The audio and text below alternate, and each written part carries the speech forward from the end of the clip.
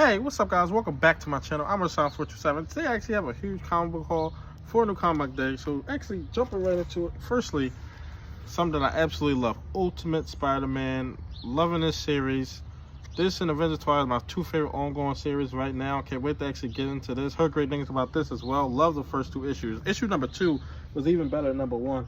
Another thing that I absolutely love is Spider-Boy number 5. One of my favorite ongoing series as well. Absolutely loving this one. See, it's a great cover right here. Loving the Spider-Boy.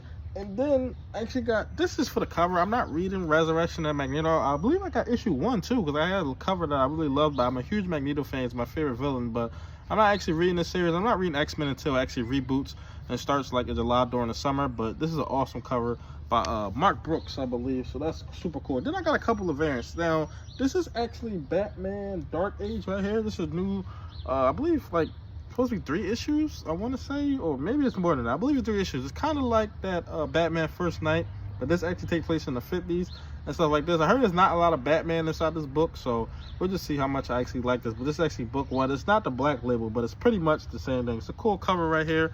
Then I actually got, I believe this is cover B right here. Who actually did this one? This is actually by, I cannot pronounce none of them names, but this is a really, really cool cover, and I've seen this.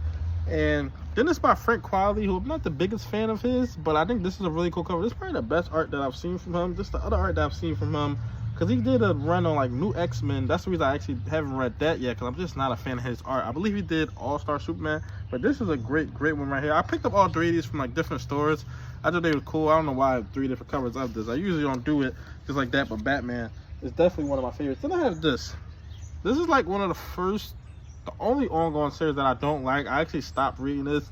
I'm glad there are people who actually agree with me on this. I thought I was crazy. I just was not a fan of this. Maybe I'll give it one last shot with reading this since I picked it up.